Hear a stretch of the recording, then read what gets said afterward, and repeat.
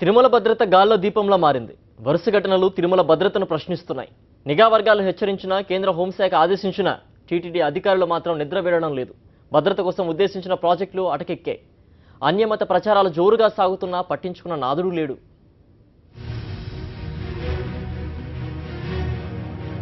తిరుమలకు తీవ్రవాదుల నుంచి ముప్పు పొంచి ఉంది అంటూ గతంలో తిరుమలలో పర్యటించిన కేంద్ర హోంశాఖ పార్లమెంటరీ కమిటీ టీటీడీ రాష్ట్ర ప్రభుత్వాన్ని హెచ్చరించింది.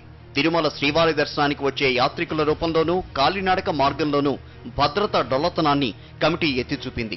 తిరుమల భద్రతపై తీవ్ర అసంతృప్తి వ్యక్తం చేసింది. కమిటీ హెచ్చరికల తర్వాత 4 మాడవీధుల్లో మాత్రమే భద్రత పటిష్టం చేసి టీటీడీ అధికారులు చేతులు దులుపుకున్నారు. తిరుమల చుట్టూ కంచె నిర్మించాలి అంటూ చేసిన సూచన ఇప్పటి వరకు అమలుకు నోచుకోలేదు.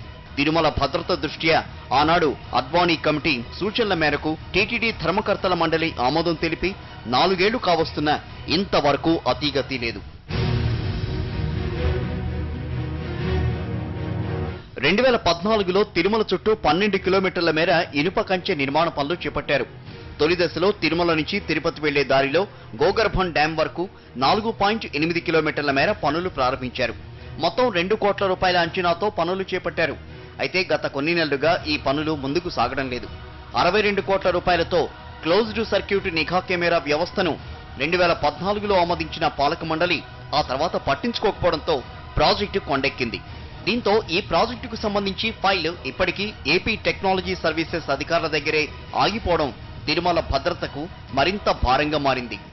ఏ విధంగా చర్యలు తీసుకోవాలి, ఇంకా దాన్ని అధిగమించి ఇప్పుడు జరుగుతున్నటువంటి కొన్ని అనివార్య కారణాలను అధిగమించి భవిష్యత్తులో వస్తున్నటువంటి భక్తుడి భద్రతే ప్రధాన లక్ష్యంగా ఈరోజు తిరుమల తిరుపతి దేవస్థానాలు పనిచేస్తున్నాయి. రాబోయే రోజుల్లో ఇంకా ఎక్కువ శాతం భక్తులకి భద్రత కలిగించే విధంగా మేము ప్రణాళికలు సిద్ధం చేసుకోబోతాం. రాబో ధర్మకర్తల మండలిలో దీని మీద లోతుగా చర్చించి ఎటువంటి ఇబ్బంది లేకుండా చేయగలమని చెప్పి గట్టి నమ్మకం, విశ్వాసం మాకు. ఈ సీసీటీవీలన్నీ కూడా పెట్టి ప్రతి ఒక్కటి కూడా క్షుణ్ణంగా పరిశీలించాల్సిన విషయం ఉంది. ఇంకా సీసీటీవీలు ఆ ప్రాజెక్టు అమలు చేయాల్సిన విధంగా మేమందరం కూడా కోరుకుంటున్నాం.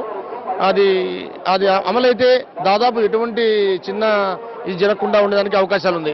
ఏడాదికి తిరుమల భద్రతకు సంబంధించి 100 కోట్ల రూపాయల పైనే ఖర్చు చేస్తున్న టీటీడీ పటిష్టమైన భద్రత ఏర్పాటు విషయంలో మాత్రం నిర్లక్ష్యంగానే వ్యవహరిస్తోంది.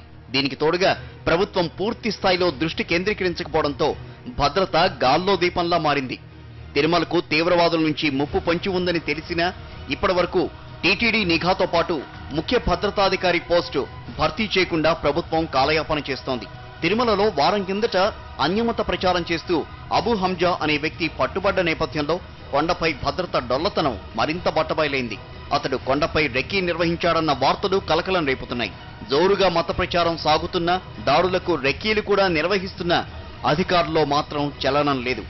ఇప్పటికైనా టీటీడీ అధికారులు మేల్కోవాలి, లేదంటే భారీ మూల్యం చెల్లించక తప్పదు.